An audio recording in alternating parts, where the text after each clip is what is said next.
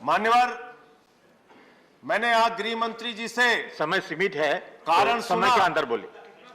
कारण सुना कि क्यों एमसीडी का एकीकरण जरूरी है। उन्होंने उसके तमाम फायदे गिनाए, लेकिन इसके साथ साथ यह सरकार यह कहना चाहती है मान्यवर कि यह हिंदुस्तान की सबसे बुद्धिहीन सरकार है। 7 वर्षों तक ये सत्ता में रहे, इनको एमसीडी के एकीकरण का ज्ञान नहीं आया। 15 साल भारतीय जनता पार्टी एमसीडी में रही, भ्रष्टाचार का गढ़ बना दिया, तब एकीकरण का ज्ञान नहीं आया। जिस दिन चुनाव आयोग ने घोषणा की, संजय जी, चुनाव की तारीखों की घोषणा के लिए, जिस दिन चुनाव आयोग ने चुनाव की घोषणा, I have allowed a point of order. Under what rule?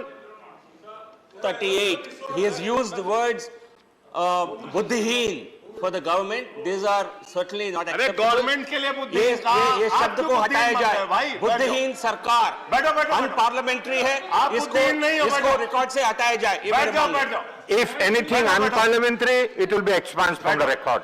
Please. 7 साल के बाद इस सरकार को दिन में अचानक सपना आया। उस दिन मान्यवर 9 मार्च की तारीख थी। चुनाव आयोग ने तारीखों का ऐलान दिल्ली में एमसीडी इलेक्शन के लिए करने के लिए प्रेस कॉन्फ्रेंस बुलाया। उसी के ठीक पहले इनको सपने में आया कि एमसीडी का एकीकरण करना है, एमसीडी को एक करना है, और इन्होंने चिट्ठी भेज के चुनाव आयोग जैसी संस्था की निष्पक्षता को खत्म करने का काम किया है।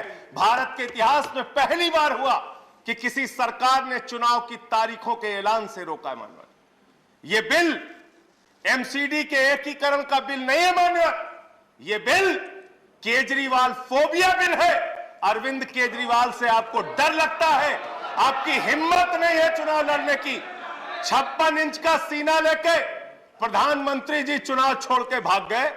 केजरीवाल को रोकने के लिए कह रहे हमें एमसीडी चलानी है, एमसीडी चलानी है। संजय सिंह, मैं अरे क्या क्या बोला गया सर? नहीं Don't go in the personal level. Don't make personal comments. क्या क्या बोला? Don't make personal. मैं आ रहा हूं, मुद्दे पे आ रहा हूं सर। मानवर, ये केजरीवाल फोबिया बिल है। केजरीवाल से इनको डर लगता है।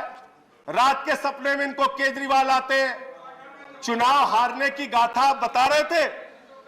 गृह मंत्री जी बहुत ध्यान से सुनिएगा, और मैं ऐसा मानता हूं कि वो लोग राजनीति में कायर होते हैं जिनके अंदर सच सुनने का साहस नहीं होता। आपने बहुत अच्छा किया बताया, उत्तर प्रदेश में हमारी जमानतें जब्त हुई। बहुत अच्छा किया बताया आपने कि गोवा में हमारी जमानत जब्त हुई, उत्तराखंड में हुई। मैं सोच रहा था 51 से निकालूंगा तो आप ज्यादा शर्मिंदा हो जाएंगे, लेकिन मैंने कहा बात से ही शुरू करते हैं। शुरू कर रहे हो सर। ये 80 में चुनाव में लड़े, तमिलनाडु में 0 सीट आई। 84 में लड़े, 0 सीट आई। 89 में लड़े, 0 सीट आई। 91 में लड़े, 0 सीट आई। 96 में लड़े, 1 सीट आई। 2001 में लड़े, 4 सीट आई। 2006 में लड़े, 0 आई। फिर 2011 में लड़े, 0 आई। 2016 में लड़े, 0 आई। 41 साल, 42 साल to do with the bill. आप बिल पे कितना बोला इन लोगों ने? यहां पे जमानत जब्त की कहानी सुना के बंद करूंगा। साहस रखिए, साहस रखिए। केरल में 82 में 0, 87 में 0, 91 में 0, 96 में 0, 2001 में 0, 2006 में 0, 2011 में 0, 2016 में 0। आपका टाइम खत्म हो चुका है। आपका टाइम इतना ही है और आपका टाइम खत्म हो चुका है। फिर भी आप बोले रहे हैं गलत तरीका है और एक ही बात को रिपीट दिल्ली का बिल है, दिल्ली के बिल पे रिपीट ना करे, दिल्ली के बिल पे बोलिए। यहां ये बताया गया कितने सीटों पे जमानतें जब्त हुई। सर उत्तर प्रदेश सुन लीजिए। सर उत्तर प्रदेश सुन लीजिए। 2012 में 10 साल पहले तो बिल है nothing to do with Uttar Pradesh पे। दिल्ली के लिए दिल्ली का बोलिए। गृह मंत्री जी, हिंदुस्तान ही नहीं पूरी दुनिया में आपकी पार्टी का जमानत जब्त कराने का वर्ल्ड रिकॉर्ड है। World record. इतिहास पलटिए, इतिहास पलटिए और जानिए। और मैं आपको बताता हूं, परम प्रतापी प्रधानमंत्री आदरणीय नरेंद्र मोदी जी पंजाब गए सर प्रचार करने, 73 सीटों पे लड़े ये लोग, 54 सीटों पे वहां इनकी जमानत जब्त हुई। अब एमसीडी बिल पे आता हूं, एमसीडी बिल पे आता हूं सर। आप खत्म, इन्होंने कहा कंक्लूड कीजिए। सौतेली मां, ये गृह मंत्री का शब्द है सर, गृह मंत्री के शब्दों का जवाब नहीं दूंगा सर। सौतेली मां उन्होंने कहा, सौतेली मां कीजिए, आप सौतेली मां कौन है? आप दूसरे बात बोले जा रहे हैं। सौतेली मां कौन है सुनो जरा ध्यान से।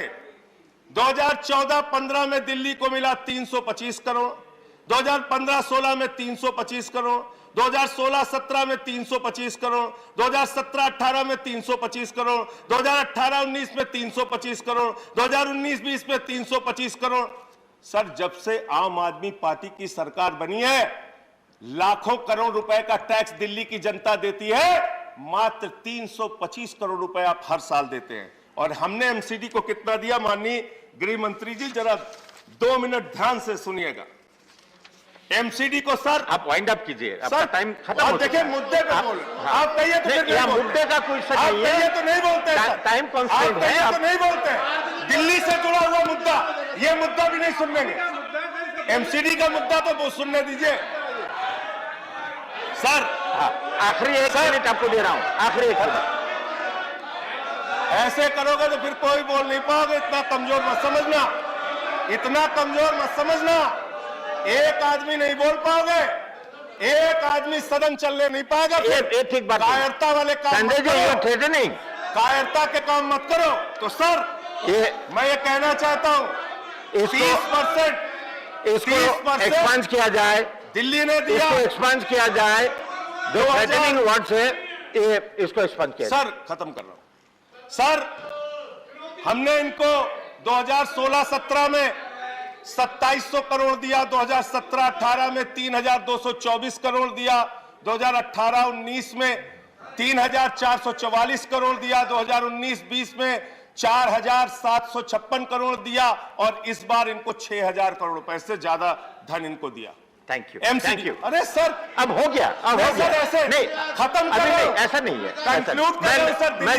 मैं आपको 5 मिनट पहले मैंने कह दिया आपका टाइम खत्म हो चुका है। सर कंक्लूड कर रहा हूं। नहीं, सर कंक्लूड कर रहा हूं, अंतिम पॉइंट खत्म कर रहा हूं सर। खत्म कर रहा हूं सर। मैं सिर्फ इतना कहना चाहता हूं कि अगर आपको चुनाव नहीं लड़ना है, चुनाव से भागना है, तो इस बिल का नाम मैं फिर आपको सजेस्ट कर रहा हूं, केजरीवाल फोबिया बिल रख दीजिए। और अंत में एक लाइन कह के खत्म करूंगा सर, खत्म कर रहा हूं। श्री राम जी, ये बिल आपके खत्म कर रहा हूं सर, खत्म कर रहा हूं बिल्कुल। ये बिल खत्म हो चुका है। आपके कायरता की कहानी लिखेगा, ये बिल आपके भगोड़ेपन की कहानी लिखेगा, ये बिल आपके संविधान को कुचलने की कहानी लिखेगा, ये बिल आपके द्वारा चुनाव आयोग को समाप्त करने की कहानी लिखेगा। और आप आओ सटर में रखिए।